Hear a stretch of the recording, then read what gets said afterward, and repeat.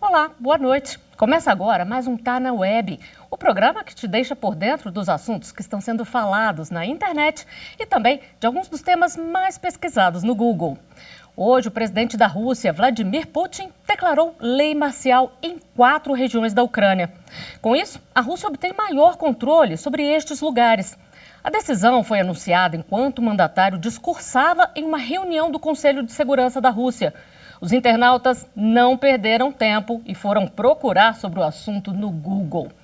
E para a gente entender melhor sobre esse novo fato na guerra entre Rússia e Ucrânia, eu converso agora com Priscila Caneparo, doutora em Direito das Economias das Relações Internacionais. Doutora Priscila, muito obrigada por aceitar o nosso convite. Eu queria que a senhora começasse explicando para a gente o que é uma corte marcial e quando que ela pode ser decretada. Bom, olá, Flávia. Olá a todos e todas. Então, a gente precisa entender, né, que essa decretação de uma lei marcial, ela vem num contexto sempre bélico, quando uma situação se instaura em um determinado estado, a ponto de colocar em risco a estabilidade societária e também a própria existência do Estado. Então, em realidade, quando a gente fala em lei marcial, a gente tem que pensar em uma situação atrelada a forças beligerantes, a guerra, ao uso de poder militar efetivamente. Primeiro ponto. Dentro de uma segunda perspectiva também, quando a gente fala dentro dessa premissa de lei marcial, nós temos que entender que não é, basicamente, vinculado ao Estado, ao governo poder fazer o que bem entender. Existem limites, obviamente, o primeiro limite é justamente pensar que existem parâmetros legais, sendo de qualquer Estado que preveja essa lei marcial, que dá poderes para o seu governo fazer com que tenha a suspensão e a diminuição de alguns direitos e garantias, mas não é arbitrário, não é efetivamente você suprimir um direito de maneira ad eterno, não é de maneira efetivamente que não se tenha uma vinculação jurídica, que não se tenha uma justificativa. Dentro dessa perspectiva também, um terceiro ponto que é importantíssimo destacar em relação à instituição de uma lei marcial é justamente o fato que é a substituição da validade de uma lei civil por uma lei militar. Obviamente, enquanto perdurar essa situação de guerra, enquanto perdurar essa situação beligerante. Então, existem regras para a instituição de uma lei marcial, de uma corte marcial, e efetivamente nós temos que observar se essas regras estão sendo cumpridas, sob pena desse governo e dessa sociedade poder vir a ser responsabilizada por conta do descumprimento e de supressão de direitos e garantias fundamentais. Agora, no caso dessa medida, ela ainda vai passar pela aprovação do Conselho Federal, que ele equivale ao nosso Senado. Então, doutora, a amplitude dessa medida ainda não foi detalhada, mas a gente já pode saber aí que efeitos que ela vai causar nos países? Dentro dessa perspectiva, a gente já tem a decretação de uma lei marcial na Ucrânia, né? Então, basicamente, a Ucrânia impôs que pessoas, homens, de 18 a 60 anos, eles não poderiam sair do país justamente por conta do contingente militar para lutar a guerra que lá está se desenrolando. Eles precisariam estar aptos, né? Então não poderia fazer com que se tenha efetivamente essa saída, né, dos ucranianos, e a gente sabe que a Rússia ela vem também num movimento imigratório muito grande, então muito provavelmente a gente vai ter também uma lei marcial provando-se que esse movimento migratório vai ser suprimido, né, vai ser restringido pelo governo Putin. Primeiro momento. E o segundo momento que eu acho super importante destacar é que no Brasil nós não temos lei marcial, né? Nós temos um sistema constitucional de crises previstos no artigo 136, 137, 138 e 139 da Constituição, e o que mais se assemelharia à lei marcial no Brasil seria o estado de sítio. Então, conforme você pontuou, lá ainda vai precisar passar pelo Conselho Parlamentar. Aqui no Brasil, a situação é um pouco diferente. Nós precisaríamos, né, de um decreto, por assim dizer, presidencial, prevendo as medidas a serem tomadas nesse estado de sítio, e diferentemente do que ocorre na Rússia, o presidente, para decretar efetivamente o estado de sítio, ele precisaria da autorização do Congresso Nacional. Então, não seria o presidente, primeiramente, fazendo o decreto e decretando, efetivamente, né, constituindo o estado de sítio, mas sim, primeiro ele idealizando o estado de sítio, e aí teríamos que ter justamente a autorização do Congresso Nacional para depois o presidente vir a decretar de fato o estado de sítio, relembrando que é o que mais se assemelha dentro do universo jurídico brasileiro à questão da lei marcial. E só para a gente esclarecer para quem está em casa nos ouvindo, a senhora falou aqui da questão no Brasil, o que poderia levar à decretação de um estado de sítio? Bom, segundo a Constituição, nós temos 3 parâmetros, efetivamente, para poder decretar o estado de sítio dentro dessa perspectiva. Um primeiro parâmetro que está previsto no artigo 137 é justamente uma comoção grave de repercussão nacional. Então, uma grave crise capaz de colocar em risco as instituições democraticamente eleitas. Esse é um primeiro ponto.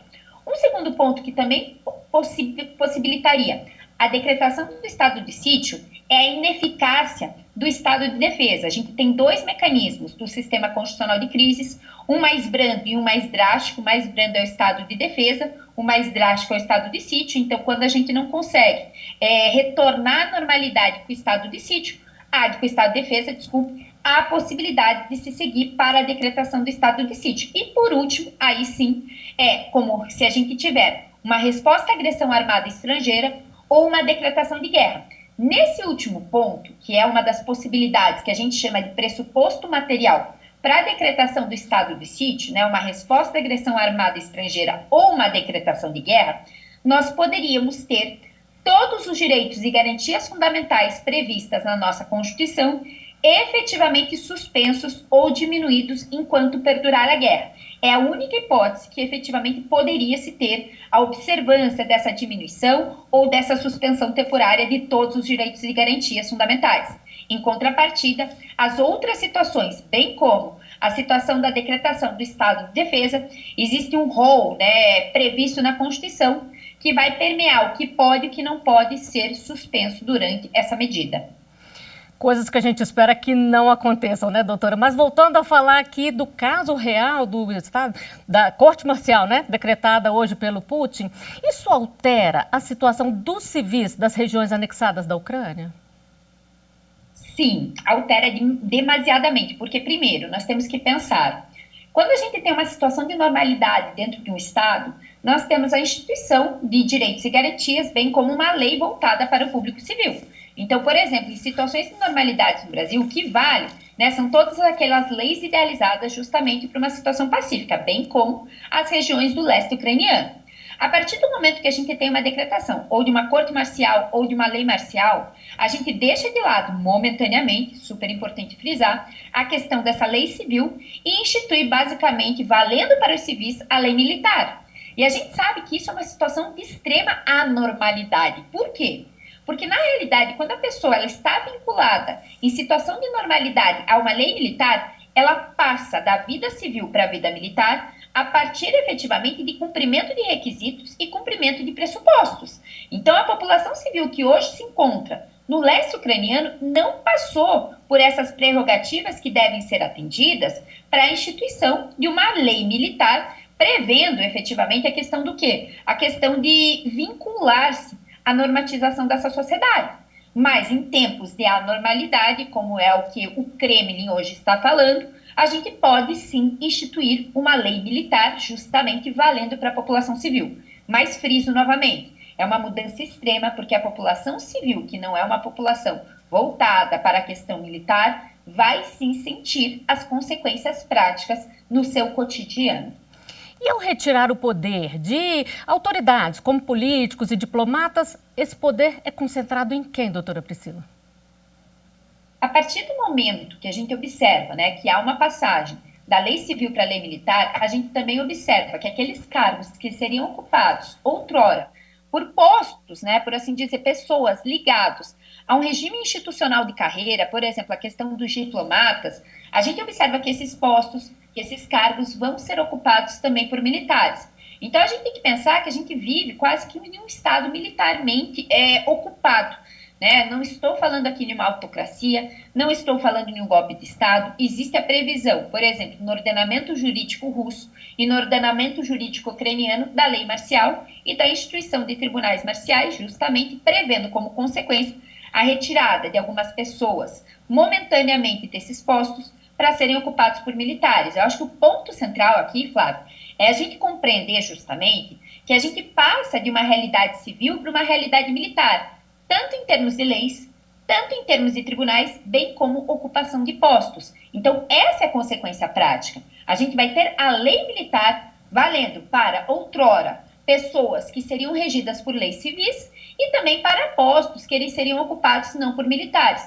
E friso novamente aqui, não estamos falando de golpe militar, não estamos falando de governo autocrático. Estamos falando justamente de uma possibilidade de se ter, por assim dizer, uma flexibilização das normas para justamente chegar, teoricamente, chegar a um ponto de normalidade de forma mais rapidamente. E só para a gente relembrar aqui, antes de encerrar nossa conversa, doutora Priscila, a própria Ucrânia, ela fez isso, né? Ela decretou a corte marcial no início da guerra, não foi? Exato. Ela decretou a instituição da lei marcial justamente prevendo um grande êxodo da Ucrânia, né, um grande movimento migratório, e pensando sempre, né, que seu contingente militar não ia dar conta de combater o avanço do exército russo. Então, o que a Ucrânia fez? Ela decretou uma lei marcial justamente porque é uma resposta à agressão armada e agora um contexto de guerra, impossibilitando com que os seus cidadãos homens saíssem do território ucraniano entre 18 e 60 anos de idade, pensando sempre nesse contingente militar. E dentro dessa perspectiva, né, tem um segundo ponto também que é pouco explorado, é justamente porque esses movimentos, tanto de imigração quanto de emigração, eles requerem efetivamente um plano governamental. E a Ucrânia não estava, né, naquele momento e nesse momento concretamente, apta a fazer um plano governamental para se ter uma tamanha emigração como ocorreu naquele momento, como continua ocorrendo.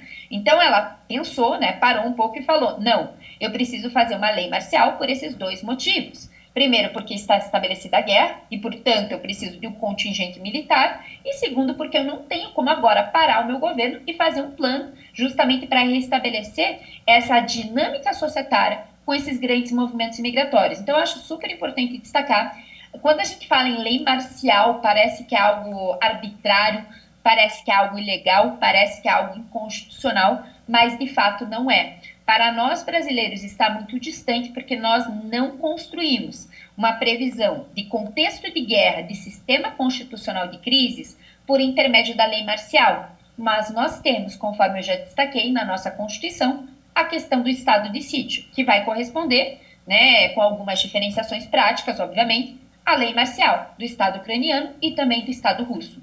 Doutora Priscila, muito obrigada pela entrevista. Eu que agradeço, Flávia, né, pela oportunidade, um tema super presente e que continuará permeando os nossos noticiários e efetivamente as nossas pesquisas, né, porque a guerra tende a se estender por mais algum tempo. Obrigada. Bom, e agora a gente volta para as telas do Google para saber quais outros assuntos têm sido pesquisados durante a semana na internet. Vamos lá. Ontem, dia 18 de outubro, foi comemorado em todo o país o Dia do Médico. E o assunto foi destaque nos trends com mais de 100 mil pesquisas. A escolha desta data para homenagear estes importantes profissionais no Brasil tem origem cristã. Na Igreja Católica, neste mesmo dia, comemora-se o Dia de São Lucas, santo protetor dos médicos que, em vida, adotou a medicina como profissão. Então, mesmo um pouquinho atrasada, a gente aproveita para desejar Feliz Dia dos Médicos a todos estes profissionais.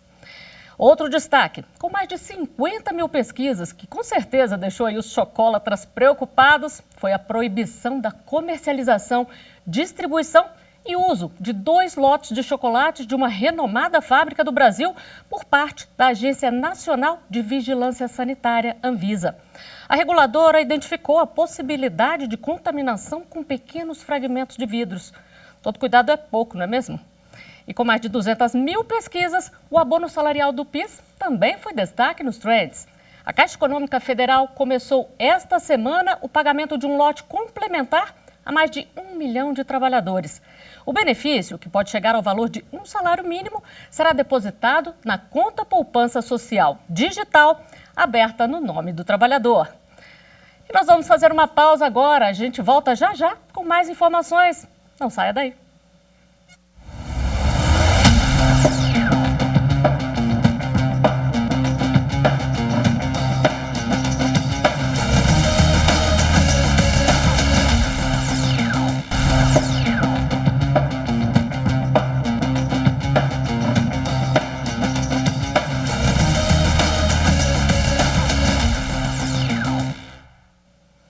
Estamos de volta e neste segundo bloco falamos sobre as fake news da semana. Começamos com a fake que está no nosso Instagram. Hashtag era fake a informação de que o Instituto Nacional de Estudos e Pesquisas Educacionais, Anísio Teixeira, o INEP, oferta bolsa de estudos. A mensagem apresenta um documento falso com timbre do Ministério da Educação e do INEP. É fake news, gente. O INEP esclarece que não participa de programa de bolsas. E na nossa programação aqui na TV, também estamos desmentindo uma fake news. Veja só.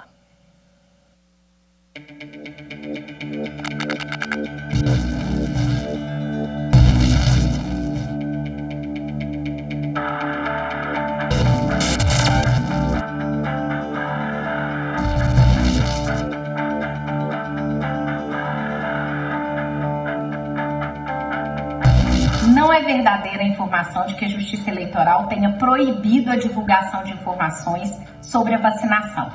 Pelo contrário, a Justiça Eleitoral autorizou a divulgação de propagandas institucionais da Administração Pública Federal sobre a vacinação. E o que é propaganda institucional? Aquela propaganda que a administração pública faz para informar a população. O que acontece é que 3 meses antes das eleições, a lei eleitoral proíbe que aquele agente público que está lá sentado na cadeira faça propagandas institucionais ou pronunciamentos. E nesses casos, como quem já está concorrendo à reeleição tem uma certa vantagem, a lei exige que a Justiça Eleitoral seja consultada para verificar a urgência dessa demanda, para ver se é mesmo o caso de fazer essa propaganda institucional. E a Justiça Eleitoral, ela concluiu que era, porque a vacinação, de fato, ela é muito importante. O que não é permitido, porque a lei não permite? Que se faça pronunciamento, que é a chamada em cadeia de rádio e televisão, para que o representante do poder público, seja o presidente ou o ministro de Estado, faça essa fala geral para todos os canais de televisão ao mesmo tempo. E isso é proibido pela lei nos 3 meses antes das eleições. E para falar sobre isso, eu chamo agora a infectologista Luana Araújo. Doutora Luana, muito obrigada aí pela entrevista. Eu gostaria que a senhora começasse falando para a gente a importância das campanhas de vacinação e como uma fake news acaba atrapalhando o processo. Pois é, Flávia, boa noite, é um prazer estar aqui com você. Vacinas, elas são, junto de medidas como controle de qualidade de água e saneamento básico, aquelas conquistas mais importantes da saúde pública na humanidade, né? Elas conseguem reduzir o nosso risco de adoecer e, principalmente, das crianças adoecerem, podendo fazer com que elas cheguem à idade adulta. Então, vacinas são sensacionais, são muito importantes e fake news, na verdade, acaba por diminuir a confiança das pessoas num processo que a gente já conhece, que é seguro, que é eficaz. Então, é muito triste que a gente esteja passando por uma situação como essa. Bom, e a gente sabe, né, que qualquer campanha contra a vacinação atrapalha bastante o processo. No caso da poliomielite, doutora, o que isso provocou?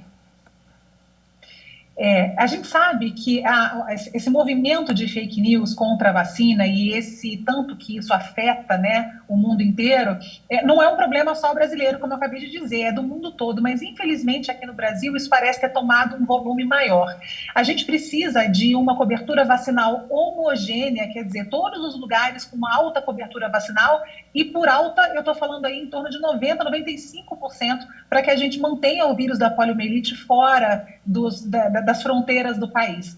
Infelizmente, a gente tem locais no país onde essa vacinação não chega a 30%, a cobertura média é em torno de 60% no máximo. Isso é muito baixo e nos coloca numa vulnerabilidade muito grande. E poliomielite é um nome que a grande maioria das pessoas, né, sabe o que é e assusta, mas vamos explicar para quem não sabe, vamos relembrar aí o que causa essa doença. Você sabe que eu acho que nem todo mundo se lembra exatamente do que é a poliomielite, porque a gente não tem no país já há muito tempo, né? A poliomielite é uma doença causada por um vírus que, uma vez a gente contaminado, e essa contaminação acontece através de água ou alimentos contaminados, principalmente, porque quando o vírus entra, ele é excretado pelas fezes, então isso pode contaminar de novo alimentos e águas, e isso passa para outras pessoas. Quando ele faz a infecção, ele causa uma paralisia que a gente chama flácida, quer dizer, a pessoa não consegue mexer e isso vem de baixo para cima, atinge as pernas inicialmente e a perna fica mole, não tem sustentação. 20% das pessoas que têm quadro de poliomielite podem, inclusive, morrer por conta da doença, porque isso vai ascendendo e causa paralisia de outros músculos.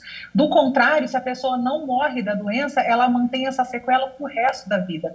É muito triste, muito complicado, exige um tratamento, né, de suporte dessa pessoa pro resto da vida e é evitável com vacina. Não tem razão nenhuma para ninguém passar por isso mais. Bom, então vamos relembrar aqui para as pessoas que estão nos assistindo qual é a idade, como é que deve ser essa vacinação. A vacinação começa criança, né? Criancinha mesmo, a gente faz quando em outras épocas era a gotinha, né? O Zé Gotinha nosso, ele nasceu por conta de campanhas contra a poliomielite. Na verdade, agora ele é substituído na primeira infância por injeções. Essas injeções, elas são mais seguras, elas têm um perfil muito melhor para essas crianças. Então, são 3 injeções de início e depois a gente complementa, pode complementar no serviço público com as gotinhas nas campanhas de vacinação ou nos seus reforços. Então, de qualquer maneira, se você tiver alguma dúvida, leva a carteira de vacinação e a sua criança ao posto de saúde para que ela tenha esse esquema atualizado. Uma vez que o vírus entre no nosso país com a cobertura que a gente tem agora, a chance da gente ter problema é muito grave. Então, relembra aqui pra gente, como é que está a cobertura agora, doutora Luana? Pois é, ela está baixa de uma maneira geral, né? Eu falei que ela precisa ser acima de 90%, 95%, idealmente, mas ela chega na média em torno de 60%. Mas a gente sabe que existem locais, como por exemplo, não sei se vocês chegaram a noticiar o que aconteceu agora no norte do país, né? A suspeita de um caso de poliomielite que não se confirmou. Nessa cidade, a cobertura vacinal não chegava a 30%, ou ficava em torno de 30%, quando ela precisa ser acima de 90%, 95%. Então, isso coloca todas essas crianças numa enorme vulnerabilidade. E uma vez, de novo, que esse vírus entra, ele tem uma facilidade muito grande de atingir muita gente. Então, o risco, né, doutora Luana, como a senhora falou aqui, com essa cobertura baixa, a gente não tem casos de poliomielite há muito tempo. Teve uma suspeita que ainda bem não foi confirmada, mas o risco existe e é bom alertar todos os pais, né?